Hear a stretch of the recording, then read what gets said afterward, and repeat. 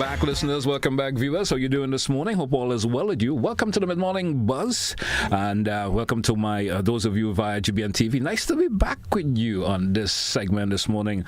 Let me say good morning, Mr. Grab. It's another edition of Cooperative Spotlight. Good morning to you, GT, and good morning to all the viewers and listeners across the globe. It's like back-to-back week. Yeah, back-to-back.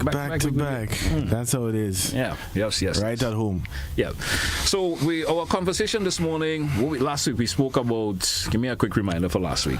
What did we speak about last week? We had so many topics. This is our... I think we won something the finale, but we spoke about the 7 principles of cooperatives, and we went through that in detail for our listeners and viewers. Yeah. So that was interesting because understanding the principles. You did went through them in the whole 7 of them in details. Yeah, in details. We spoke about that, and of course give you a version of how individuals should understand the principles. Also, today's conversation, we're talking about the role of the registrar. The role of the registrar. Yeah. To get a conversation rolling, the registrar in general, the responsibility. Yeah, that's before we get into the role, the responsibility of the registrar. Before we get into that the overall role that is with.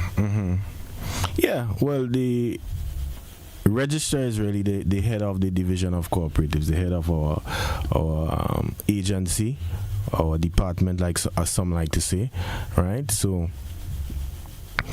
the role is very, very wide and comprehensive, because it's spelled out in the Cooperative Societies Act number 8 of 2011. So it's a lot in terms of the role of the registrar, and today hopefully within the time that we have allotted, that we can go through it, some of the specifics so people can get a better understanding. No, as I mentioned, we will get into the role in depth. How important is the registrar for stats? Yeah, well, how important is the registrar? I would say very important, critically important to the division of cooperatives. And I'll tell you why. If you look at the Cooperative Societies Act number 8 of 2011, the act that governs cooperatives in our country, the one portfolio that is spoken about, the one portfolio is the registrar of cooperatives, right? There is no reference to other workers, other positions within that particular act, and it's just the registrar that is spoken about, but stating that the registrar, has delegate powers to delegate to others, right? So that will just make you understand how central and critical that particular post or role is to the general governance of our division and the cooperative movement in general. The primary responsibility of the registrar in cooperative. Talk to me in relation to that. Right. So before I get into detail with that, I want to speak to again the Act of Parliament, right? So in section 5 of the Act, it says there shall be a registrar of cooperatives, and the principal role there is to regulate cooperatives across Grenada, Carriacou, and PD Martinique. Good. Now, I want to inform and educate our viewers and listeners that within the cooperative movement, there are 2 different fundamental types of cooperatives. The financial cooperatives, which are synonymous with credit unions. When you talk financial cooperatives, you talk credit unions or school saving unions, which is a minor financial, but credit unions, and then the non-financials, which the division of cooperatives regulates and oversees, or we call them also the producer service types. So the reason I want to make that distinction here, GT, which I have made in previous, and you're well aware of that in previous programs, is because the registrar oversees and regulates the non-financials our registrar. Now, for the credit unions, their registrar is what we call GAFIN, right? The Grenada Authority for the Regulation of Financial Institutions. I like that definition you gave there.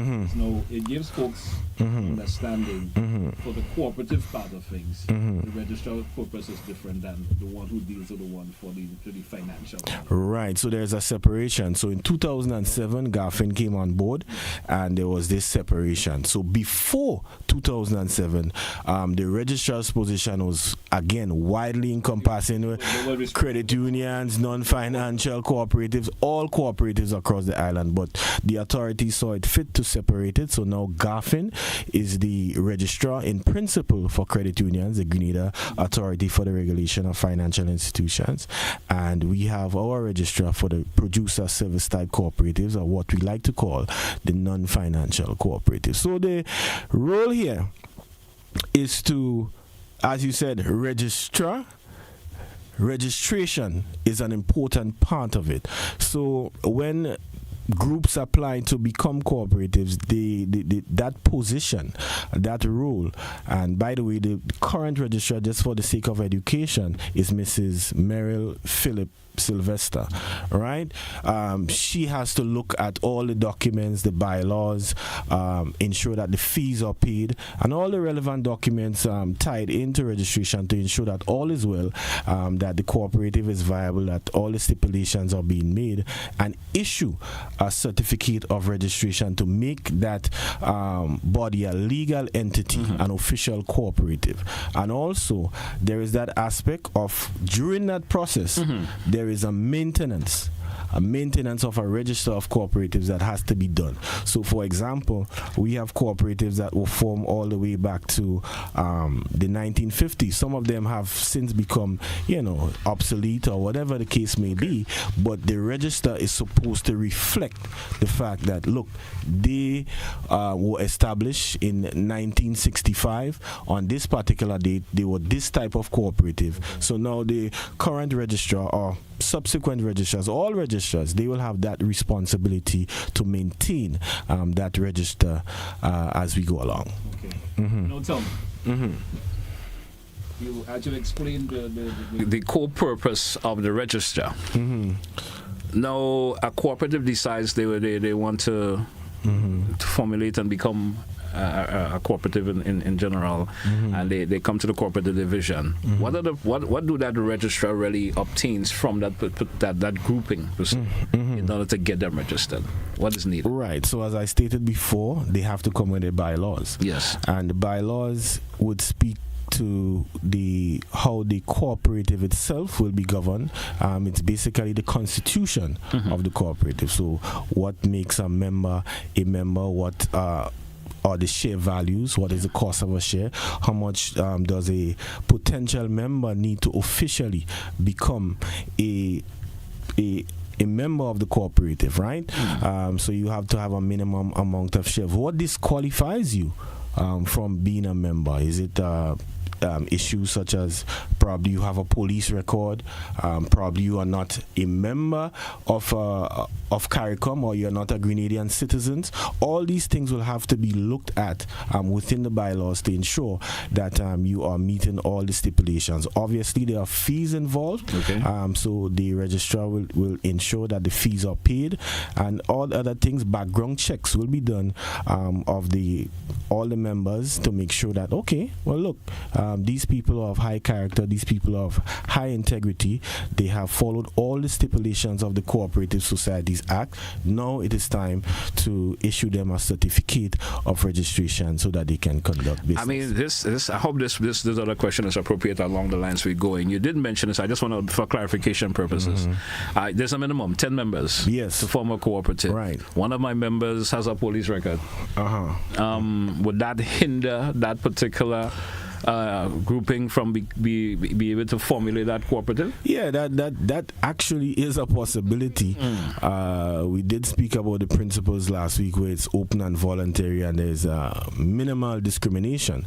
But in cooperatives there are high values, right, of honesty, of transparency, and all this thing will be to prevent fraud, embezzlement, things of that nature. So you want high character people to be there, and to be frank, the registrar has to do a lot of background checks along with how even at the level of that particular member may be in because if it's just a regular in these modern times, right? So before something like that may have been slighted, or you let that slide. Yes. But in this modern times where you have anti-money laundering laws, and cooperatives are no different to other business entities in that way, you have to ensure that everything, all background checks, all fundamental checks are made to ensure that going forward there will be as little chance as possible for there to be fraud or corruption within that business organization. Right. So the registrar will probably take a look at that, depending on what that record is. I mean, if you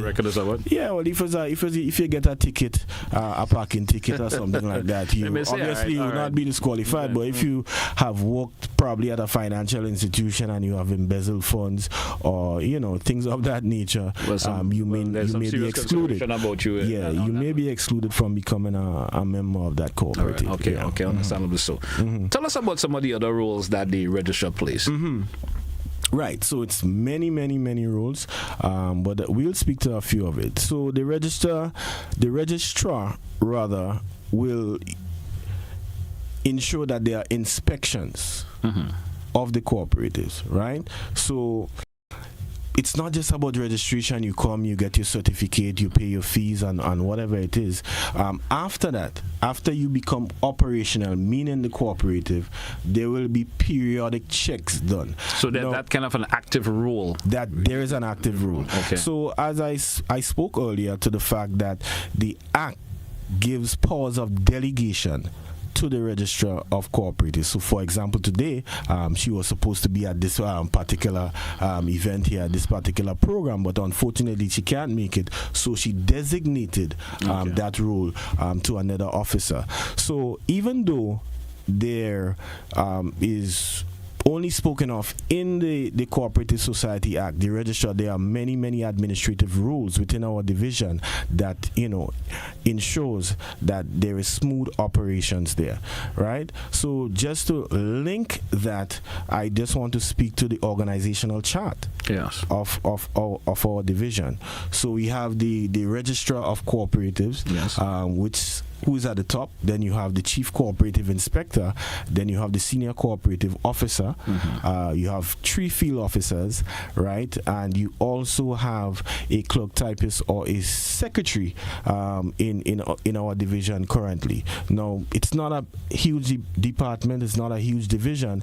But how we counter that is our work with the Grenada Cooperative League, who we have spoken at length about that collaboration we have had over the years. So that talent pool, just bringing together all those ideas, all those different people with skill sets within both the league and the division, we ensure that we are able to guide, regulate, and empower the movement as much as possible. All right. Dispute resolutions, we're talking, development, education. Is the register also play an important role in those parts also? Yes, of course, GT. Dispute resolution is an important component. So, for example, the Act speaks to if the bylaws, right, of a cooperative is being used and maybe the board of directors of the cooperative decides, look, we are going to expel or suspend this particular member, an appeal can be made to the registrar, right? Okay. Now, if it's something as the person steals or does something very, severe, gross misconduct, the registrar would not have to get involved. But it's something that is very touch and go, and there needs to be interpretation of the Cooperative Societies Act or the bylaws. They can come, that aggrieved member can come to the registrar, and he or she will use the understanding of the Act, understanding of the bylaws to make a decision which will ultimately be binding. Okay. So now let's get to this part. I want to hear the role that the registrar will play. Liquidation, deregistration. Talk to me how the registrar fits into this. Yeah. Is it one that the particular registrar will take it up on that, or that is left to other members, as you said, down the chart? Right. Good. So those are great questions. So when it comes to, dissolution or deregistration, as you coined it, the registrar will have to be deeply involved in that.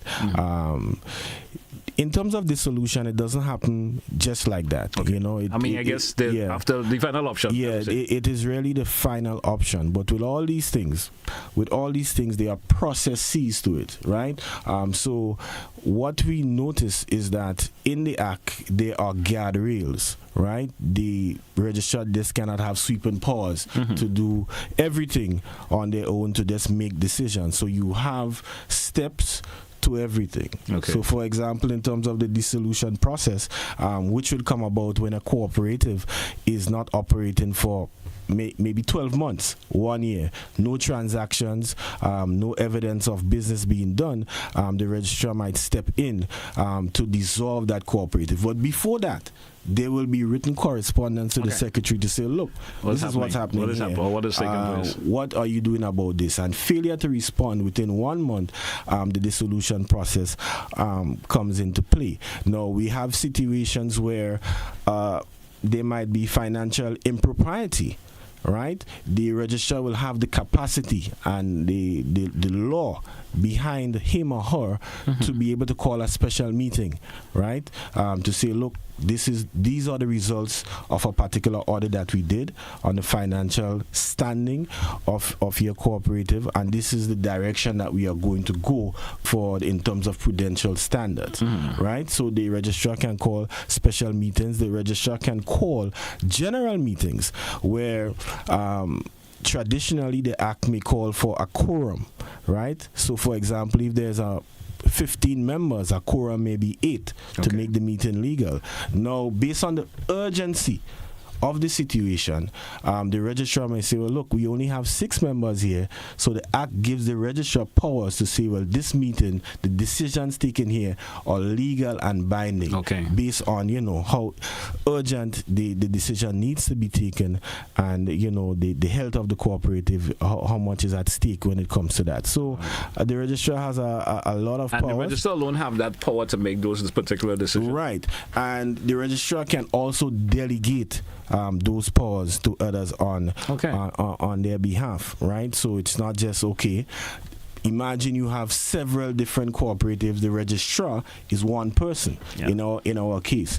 So this is where maybe the senior cooperative officer or the chief cooperative inspector would act on behalf of the registrar to execute some of those things, right? So in summary, with that, the registrar's primary functions are to look at the financial health of the cooperative, to ensure that financial accounting standards are held to the highest, to look at the laws of the land, the Cooperative Societies Act, right, to ensure also that the rights of the members are being respected by the cooperative. So he or she has to look at all of that in terms of conducting their duties. But that must be done in collaboration with a team. That's why we work so well with the Cooperative League, and that is why we have a staff that works very well together. Development and education. The registrar, the role they play in that.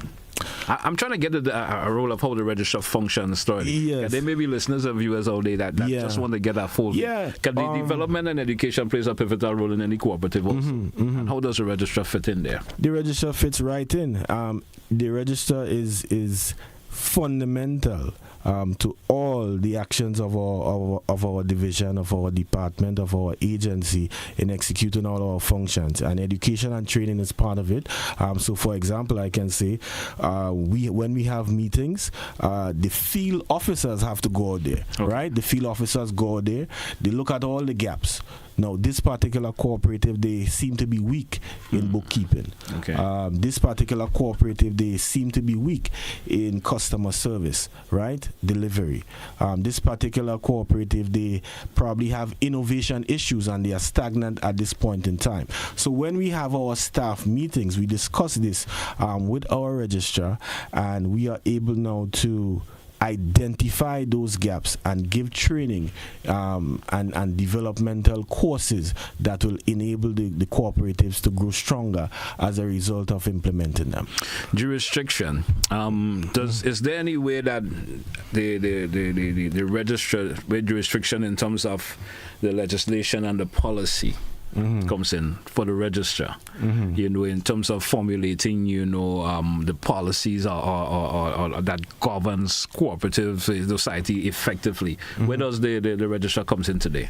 In terms of the jurisdiction, what kind of jurisdiction strength? Right. So that's a very interesting question. My impression, you think no, that's you're not the registrar. Yeah, I'm not the registrar, but I know about the duties, so that's okay. Yeah, that's a very interesting question, because recently, when we look at things, we always have to look at bettering. Yes. We always have to look at expanding, right? And for example, the Cooperative Societies Act, which I referenced so many times during our conversation this morning, it has to be amended at certain times. So when at the highest level you have experts coming from the region, expert at all levels in respect to the amendment of our legislation, the registrar must be involved in that process, right? Because he or she is basically on the ground. Yes. They understand, maybe not literally because they may send out field officers, but they understand what the needs of the movement is at this particular time. And those recommended amendments, they will be able to say, well, look, okay, this is a good idea, this is a bad idea. It may not be binding because there are still bodies and powers higher than the office of the registrar, but there is a lot of weight behind what the registrar would like to see as far as the amendments, and the recommendations will be taken to serious consideration. Now, I don't want to come off here as though, well, the registrar has, godlike powers and that everything that the registrar says or does, we have to go with it. That's not always the case. So, for example, we spoke to the fact last week with the cooperative principles that they are autonomous and independent. So sometimes the registrar is a human being. Yeah. So sometimes a recommendation may be made that is not pleasing to the cooperative, and they may look, we don't like this particular decision. We have what you call an appeals tribunal. Basically, it's tripartite. You might have a lawyer about 5 years in service or more, an experienced lawyer on that tribunal, somebody from the Cooperative League, recommended by the Cooperative League on that tribunal, and somebody from Cabinet on that tribunal. So a complaint can be made, and then based on examining the act, or based on examining bylaws and using their expertise, they can agree to say, well, look, the registrar was correct in our deliberations and our recommendations, or the registrar erred. So while the registrar has a lot of powers, there are mechanisms and there are guardrails to ensure that parties have, an appeals mechanism to ensure that all is well and that all parties feel that they are being treated well in accordance with the law. Decision. My final question, for time purposes, decision may be made by the registrar, as you mentioned that a particular cooperative may not be happy with for regular conversation. How does that cooperative or that the particular cooperative who intends to get registered or who's already registered per se, but it's an ongoing process for them, where the registrar checks their books and everything else, and they're probably not happy with the decision that the registrar has made towards them. How is that complaint made? Or who do they go to? Is there anyone beyond that register that they can complain to also? Yeah, of course. Everything is within structure. Yeah. and within a chain of command.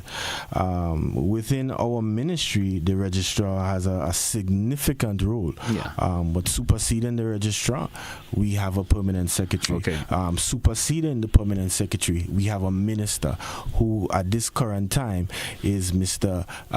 Honorable Minister Lennox Andrews, right? And our permanent secretary is Mrs. Marina Jessamy. So this thing can rotate at any time, because within the public service, people can work in different places based on the fact that you're liable to transfer and things of that nature. But yeah, if one is not pleased with the approach or the decision or the recommendation of any particular registrar, there's always a higher authority that you can go to. And just previous to this, we did speak about the appeals tribunal. So ultimately, there are different ways, different pathways one can take if one is not pleased about the direction of a decision that the registrar has taken. All right.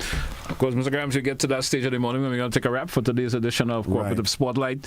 I'll give you the opportunity to summarize, and then we take a wrap for today. All right. Well, I just want to thank the Grenada Broadcasting Network on behalf of the Division of Cooperatives. This is our final installment for 2025 for the Cooperative Spotlight. It has been an absolute pleasure. I think I've been on probably about 4 times, out of the 11, and this is a great platform. It's always a pleasure being here, and I look forward to next year, once God spare life, for myself and other members of our division and people within the cooperative movement to come on and explain to the general public how powerful and important the cooperative model, the business model is for the development of Grenada, Carriacou, and PD Martinique.